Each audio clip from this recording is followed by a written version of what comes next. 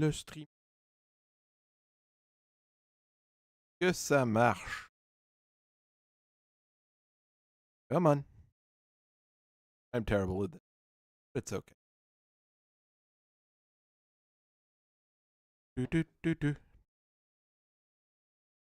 Do.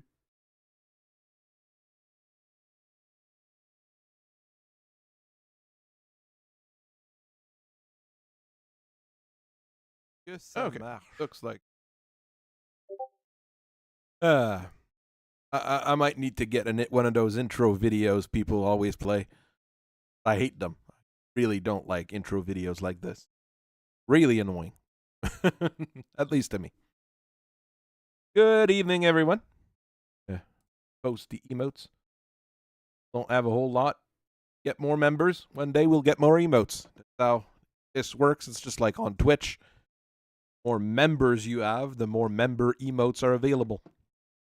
Not very good at making them. I mean, for now we have what? The Spazer, which is my favorite weapon in Metroid for meme reasons. Wolf's Dragoon, Eridani Light Horse, and Federated Commonwealth. Next one I'd want to put up is probably Auscarita. So we had a eventful week. We're actually at 1,000 M3 now. We hit 1,000 subscribers during the day today, which was pretty exciting. Even though I was at work, I was really keeping a close eye on this.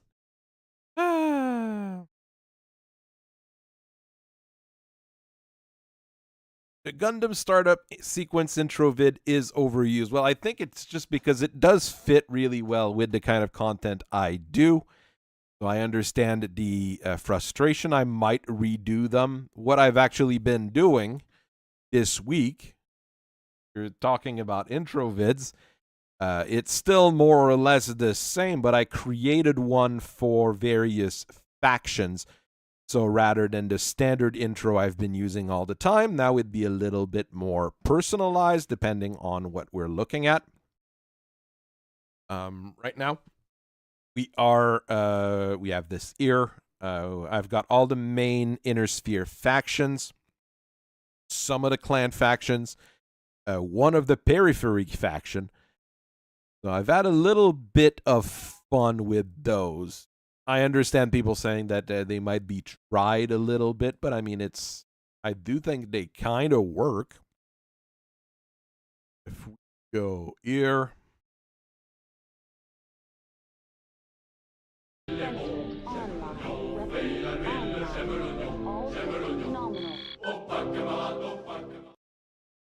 And it is not super difficult to edit. What I want to do later on, I mean, that was my first try, is just to go with the faction logo and a specific song per faction. Next up will be to replace the mechs that show up. Right now, it's still the generic lineup that I have. So we have the Flea, have a Wolfhound, we have a Bushwhacker, a Victor, a Timberwolf, a Commando, a Blackjack, a King Crab, a Jumping Guillotine, a Heben Jaguar, Firestarter, and a Centurion. So those are the generic mechs that I've used since the start. I'm starting to think here a little bit more like, not only am I going to go faction per faction, but I'm going to start doing it with like their mechs of the faction in there. But that's, down the line. I want first to see if the intro videos themselves are not going to get me copyright striked. Most of them shouldn't, because they're based on just old military marches. They're pretty random for most of them. House Calderon.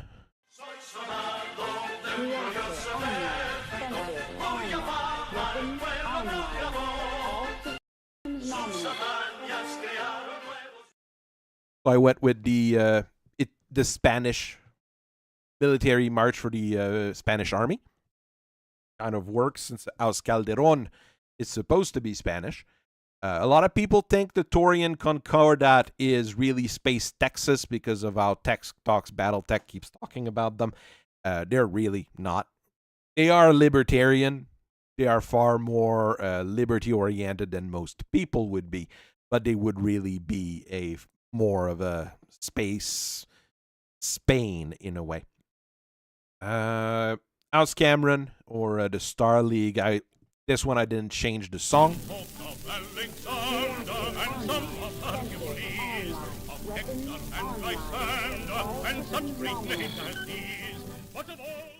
So it's still British Grenadiers. A classic of the genre, let's say. I had someone tell me that the song could be objectionable, and I was like, wait, what? I was a bit confused by that. And I'm not sure why, but I mean, British Grenadier is boat used by the U.S. Army and the British military. That's a very common one. The ones where I think we might start getting into trouble, no, not Aus Davion. This one here, I went with the French Foreign Legion anthem. Reactor online. Sensors online. Weapons online. All systems nominal. Pretty straightforward. Wanted a French song for that one. I could have gone with Le Chant de l'Oignon, but I really like Le Chant de l'Oignon, but I've used it for the Wolf's Dragoon because I did that one. One of my first ones I did was this one. This one here could very well get me in trouble with some people. With Auscurita. Reactor online. Sensors online. Weapons online. All systems nominal. Hello, Sixth World. Happy to see you here. Happy to see Neg as well. Happy to see Mobius. Happy to see David. David being the OG here. He's been following me for the longest time and very active on the channel. Very nice guy. Yeah, for Auscurita, I went with Battletech, which is the Japanese military anthem. Yeah, some people might take offense to that. My amount of care is fairly low. I mean, people would get mad at me using this one as well for Aus Liao. Reactor online. Sensors online. Weapons online. All systems nominal. This is the new Chinese military march that they introduced for the 70th anniversary of the Chinese party. The March of Steel Torrent. It's actually pretty cool sounding, but once you realize it's for the Chinese military, it's not a good sign. For Rasselhaig and the Ghost Bears, I'm going to use the same song for both.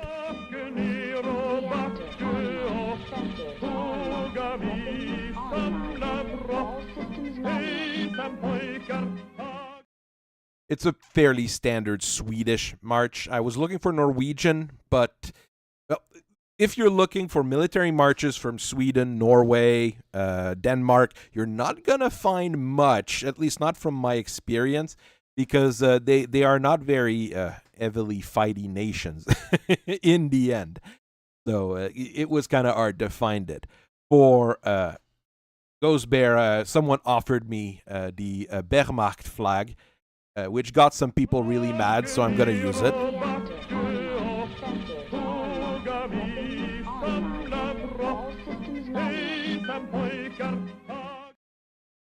So yes, the Wehrmacht flag. Paint your minis. That's what that flag actually means. What else do we have? Clan Wolf. Those who are member probably would have seen this one, as it has been used in the Blood Reaper video.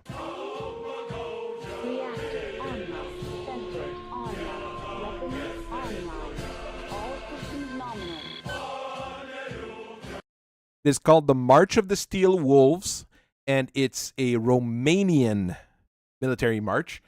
I think it works really well. Well, Space Russia and Battletech would be, Northern Liao Space, Corward Liao Space, the Tikhonov Republic, Sarna, that whole region is more Space Russia. But you have to remember that Battletech was created in the 80s, and the evil USSR was destroyed in universe. There was a lot of stuff going on there. Clan Wolf. Yes, I did use a wolf owling in the back. I hope that doesn't get me demonetized. For Alice Merrick, I used the most classic Austro-Hungarian march. Reactor online. Sensors online. Weapons online. All systems nominal.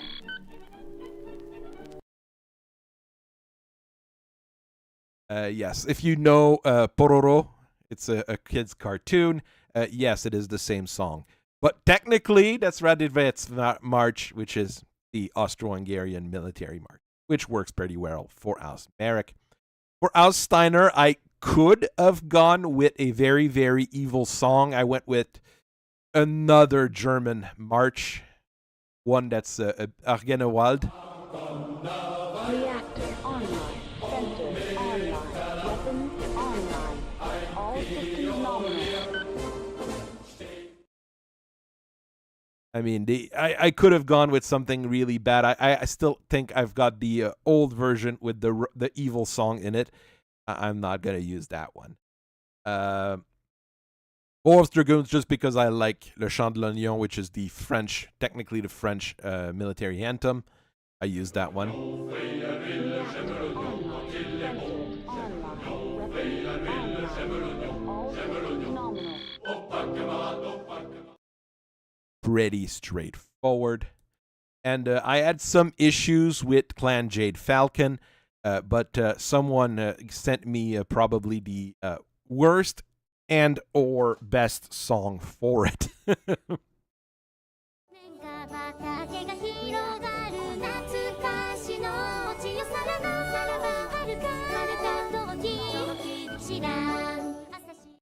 Yes, it is a Japanese rendition of Dixieland.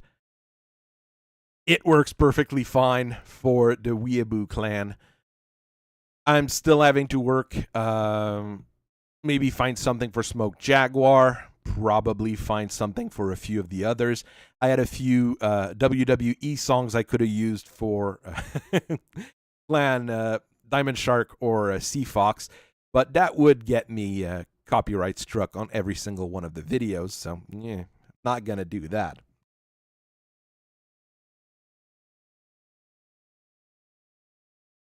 So, outside of that, yeah, right now members only video is we've got the Blood Reaper and we've got the Light Ray. The Light Ray will drop for everyone on Wednesday. The Blood Reaper is going to drop the Wednesday after. I do have quite a few presentations ready to go. I'm not sure I'm actually going to record those two, but maybe. But I'm pretty much set up for the 2 coming weeks. Glass Spider, Kodiak, Owler, and Banshee. Banshee, I was actually offered a sound clip by a friend on Discord.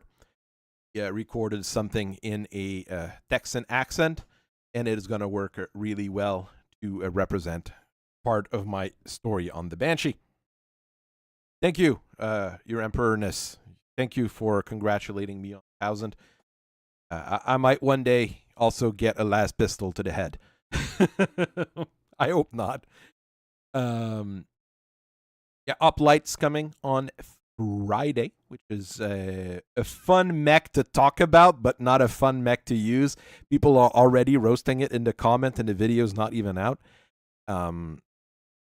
I do have a very good ratio on most of my videos, I've noticed.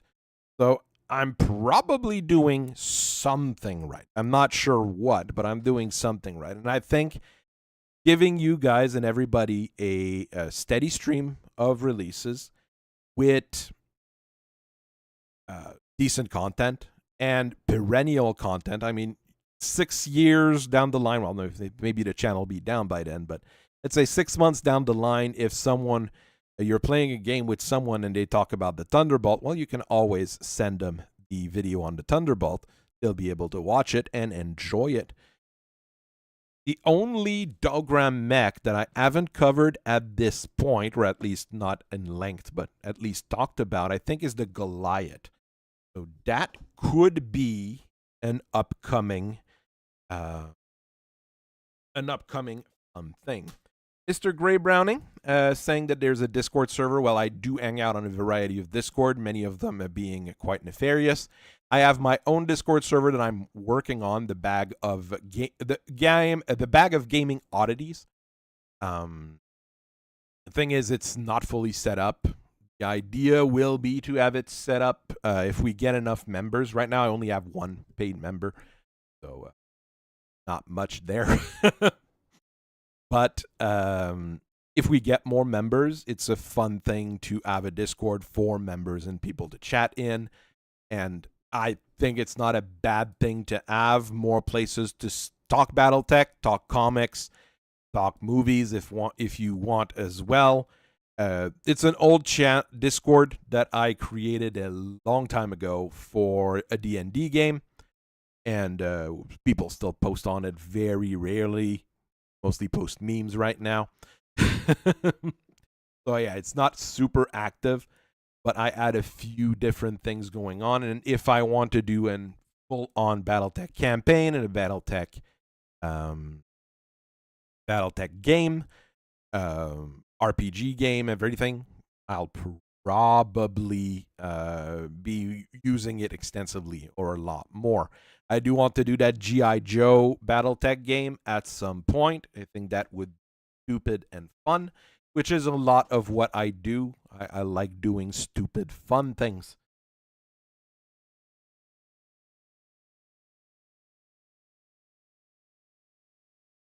So I'm really happy. Not only to hit that 1,000, allowing me to finally get the full monetization thing going. I mean, if I can get some money off of this to feed into the channel, that's the idea here. If I can feed the channel with the money the channel makes, I think I can go somewhere a little bit more. I mean, someone was really nice and sent me 3 technical readouts via mail. I have to send them the postage as a payment, which is perfectly fine by me. So I got the 3050, 3055, and 3060 technical readouts. Always good to have the actual source in paper rather than online, because I don't always have access to PDFs when I'm working on stuff. While paper, I just put them in a bag. I've got now a big old stack of TROs. All the modern TROs from CGL, which are pretty good in my opinion. They're missing all the vehicles, the aerospace fighters, the battle armors, but they have the mechs, which is the important bit, especially for my channel, honestly. I've got 2750 and 3026 that my brother got as birthday gifts a long time ago. Those are first editions. 3026 is the vehicle and equipment book, which is more for the RPG, for the equipment and the vehicles. It was a very odd book. Didn't know what really to do with it. My parents bought it because they didn't know what they were buying, honestly. 2750 is the Star League, original Star League handbook. It's a fun book, but now with all the retcons and all the things that have changed, it's not super up to date, but it's a fun book nonetheless. And now I've got 3050, 3055, 3060. One of my friends has 3058, which is the Warship and Spaceship book, which is completely outside of my wheelhouse. I've played ASF, like Aerospace Fighters and Jets, a couple times, Aerotech, but I've never played warship to warship and dropship to dropship combat. The worst thing we've done was land a dropship on a planet and get it blown up. Those are the worst things that we've done in a game. And it's not a thing that I really hunt for. I'm more into small scale engagements. Yeah, so we've got I have a nice variety of different mechs we've talked about, and we've got things that we're still working on and still improving, which is a lot of fun in my opinion. All right. Oh, we're at 10. We're at 1,005. We went up by 1 or 2 since the start of the stream. Wonderful. Thank you guys. Yeah, here we've got a mandrel. I was talking about that earlier today. Just for I was thumbing through that 3060 technical readout, and that's one of the mechs in it. I think this would be a perfectly fine looking mech if it was a 70-ton machine, but it's a 30-ton machine, so it doesn't work in my book. The one I really was freaking out about is this one, Predator, with the cockpit in the crotch. I'm not sure there's a quirk for crotch cockpit in the handbook. Another Clan Fire Mandrill design. There's a few of those, and they don't have any variants or anything.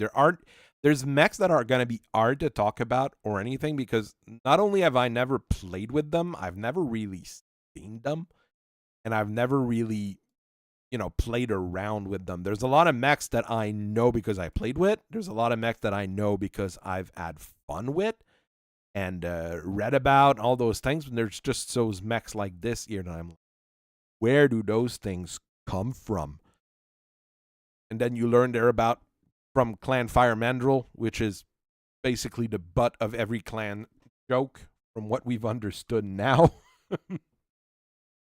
They are not the smartest people.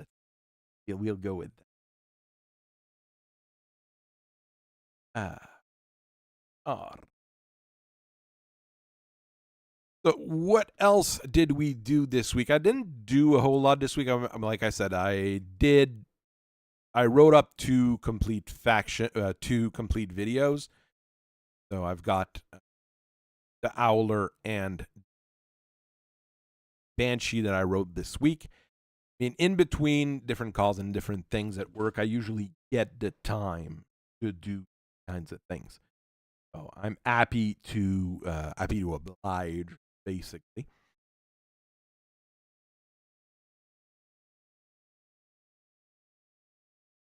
Thank you very much for being here, Ned. Very happy. Participate. I'm happy you're here. I am very, very happy that just people are here to talk every once in a while. And I'm going to maybe do a little bit of an announcement right now for the 11 people watching. We're probably going to have a show, an actual weekly show with another creator that's going to start next month in April. I'm having discussions with someone. We want to talk comics. We want to talk 3D printing, actually. He's got a 3D printer, and he's happy to use it. Been doing a few robots, not Battletech, but actual robots, and Transformers with his 3D printer. So it's all things we can talk about, and he's a very enjoyable fellow. So that's probably going to come next month. I'm not sure exactly when we're going to start. I'm going to be having a chat with him. It's going to be done during the month, probably around my birthday. My birthday is the 21st, probably around there. The fun thing to have people to talk to, people to interact with. And some of my creative streams that I've been doing, I mean, I've been talking to a few people online, been shooting the proverbial SIT. And we have a few things going. Might be able to collaborate with other people in the future. So there's a lot of little fun things doing. The other more creative project that I messed with, one of the first creative stream I've done since kind of rebranding the channel, was about the worst setting in history.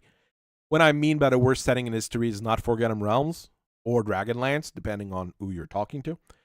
The idea was to make a setting where everybody is awful and everybody is terrible, so nobody would want to infiltrate that particular setting to try to change it, because there's nobody that they can, connect to or try to claim they're actually the poor, downtrodden good guys.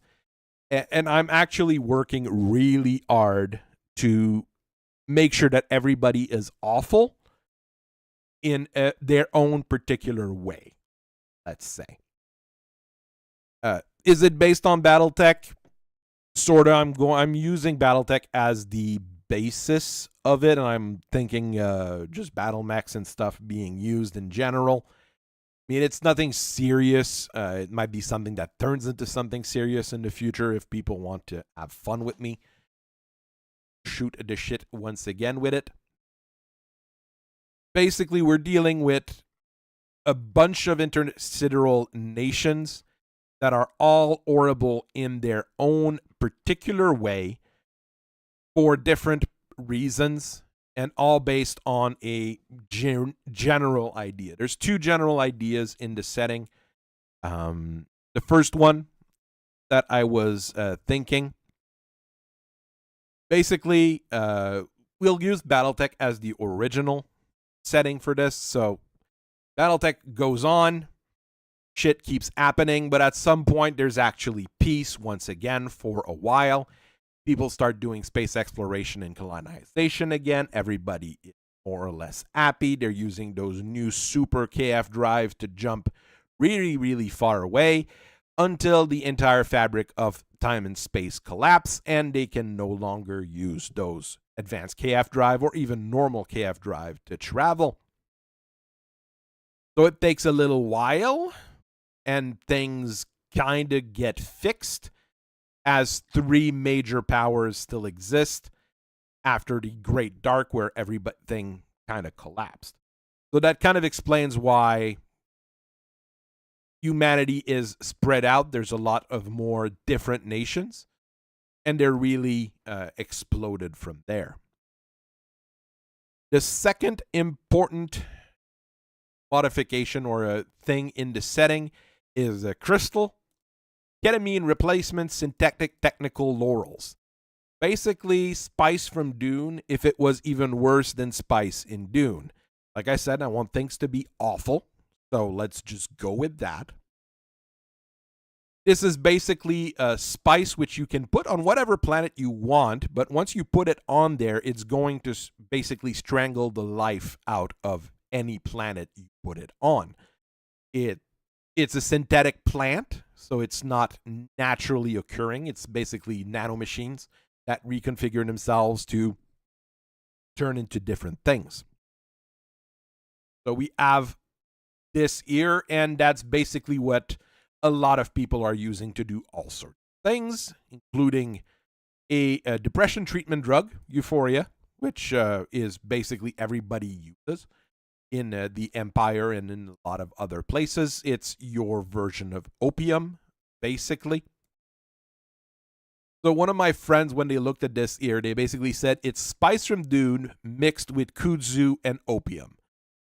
And he was pretty much right. That's what I want it to be, something that people can't live without anymore, but they can't live with, because once it starts touching anything and starts reproducing, it'll destroy an entire ecosystem in a matter of a couple years. So the first thing you do with it is that depression treatment drug that everybody uses. The second thing is regenerative surgery. You can basically use it to regrow just about any limb or any part of your body in a matter of a couple hours. So very useful for treatment. And the last thing it does, well, you can also use it as a combat drug, which has the opposite effect of your depression treatment drug. So it's basically a thing that everybody uses and everybody wants in large quantities, leading to conflict between our various nations. Originally, I had just thrown together like a list of the most awful possible nations, and now I've went with actually setting up with actual names and actual ideas behind it. So our basis is the Empire of the Sphere, which would be the largest possible country in this setting. They're basically the people who abuse crystal the most. Basically, their entire economy and their entire system basically revolves around using crystal and exploiting crystal. They find planets to put crystal on to destroy the ecosystem, but be able to collect it, and so on and so forth. That's all they do. And they're not very nice about it either. The next step was to try to make them even worse. And how do you do that? Well, you do it with a permanent state of succession war in the Empire. The Empire is so big, the Empire is so rich, that even though every single satraps are fighting a succession war to try to see who's going to be the next emperor, nobody really notices because they've got so much stuff that they just fight an eternal war that nobody can really claim to win. The reason for it was that the last official empress created a large number of heirs, and she married every single one of those heirs to every single major lords to get the control of all the Landsraad houses. And of course, that didn't really work because she died before she actually could name an actual heir. And now everybody is like, well, I'm the official new emperor. And everybody's basically been fighting. There's an emperor in name only on the throne, and people don't really notice the difference until their planets get nuked from orbit. That's where the problem starts happening. This was my baseline for bad guy, let's say. Well, everybody's a bad guy, but that was my baseline. Next up, we went with something, one of the first one that I actually thought of when I was working on just getting the idea for the setting, which is the Kingdom of Diom. It's your Dahomey in space. Basically, what they do is it's a slaver nation. What they do is they go around getting as many slaves as possible to trade to just about everyone. The Empire can't technically buy slaves, but crystal-producing planets are not colonies, so they can use slaves on those crystal-producing planets, etc. And there's other nations that have really no qualms. A little bit of slavery there. The kingdom is an heavily structured caste system with the king at the top, who's the direct descendants of the Lord of the Night. After that, you've got your warrior caste. Both men and women are expected to serve in the military if they are warriors. And the elite Amazons are supposed to be the ideal mother and the perfect soldier. A little bit like our clans here at this point. Got your trader caste, the freemen, who serve the king and the warrior. They're allowed to own properties, but not weapons. Under them is the infertile caste, which is basically eunuchs. All eunuchs are not slaves, but they are meant to serve the other castes. Basically, most male children, if they're not official heirs and stuff like that, are going to be part of that infertile class. After that, you've got the actual women, because women shouldn't have any rights in that kind of society. We just go with something really awful, like I keep saying. But women still have rights over slaves. So they still are members of the household. They have rights. They're able to divorce an abusive husband. They're able to trade amongst themselves, but they're not allowed to trade with their betters, which actually include the eunuch class. And at the very bottom, well, you've got our slaves, which is the basis of their economy.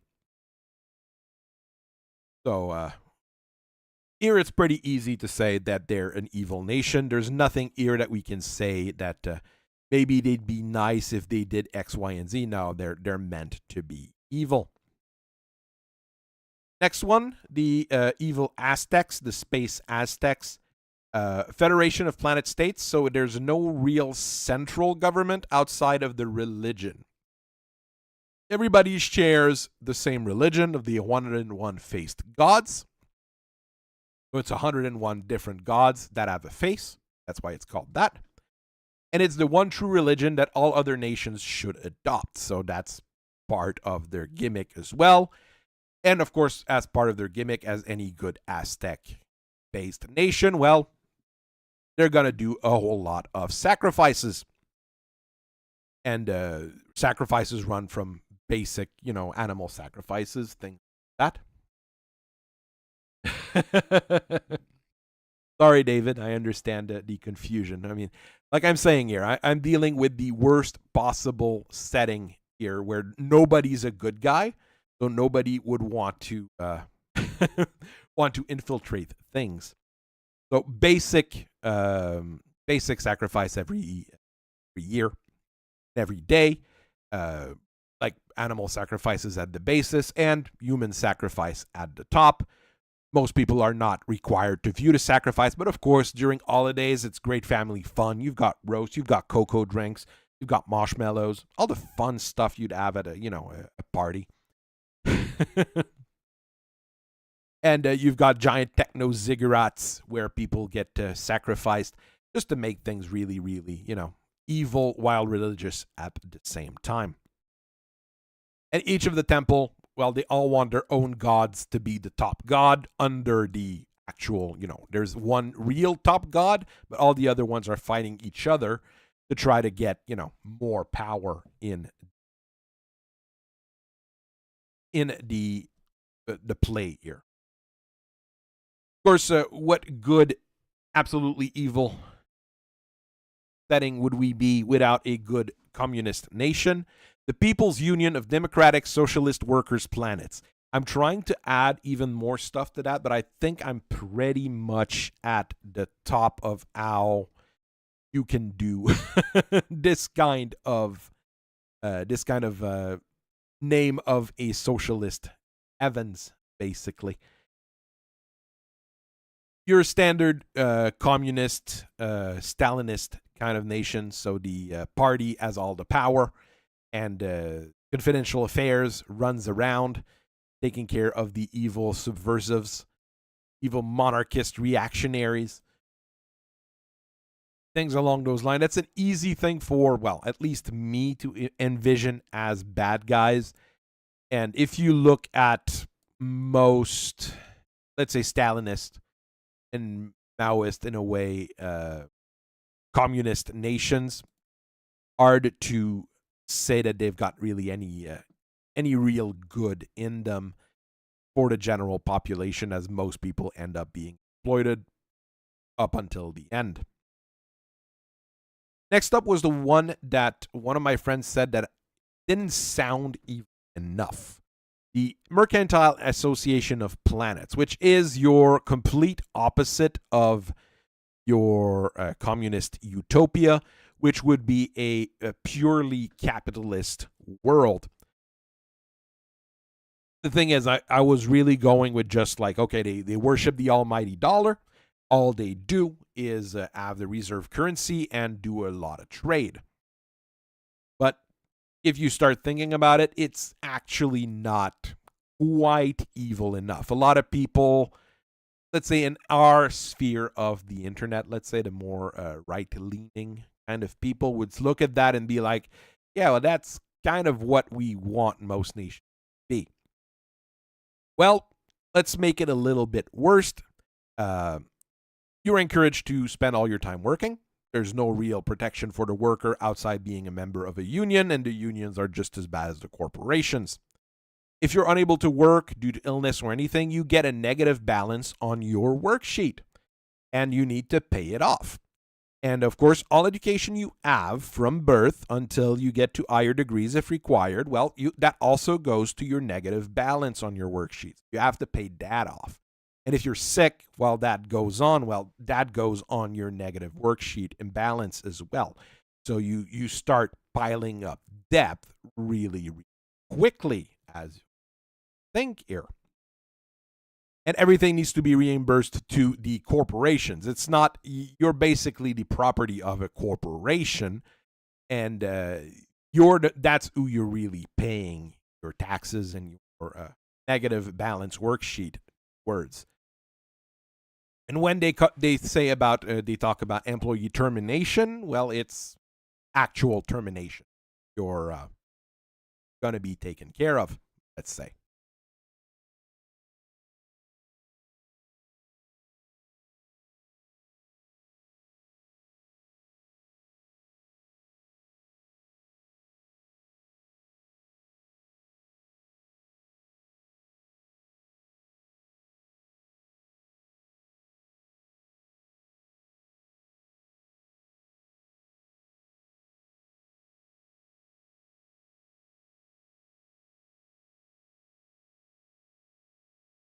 My wife apparently got hurt.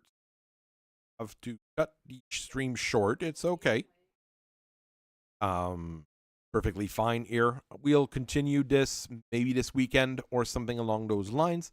I once again thank everybody for being here. Thank you for watching me and letting me try to invent new things for you guys. And I will see everybody later. I'm very sorry for this, but sometimes emergencies come up, and that's normal. I hope you guys have a very nice rest of your day.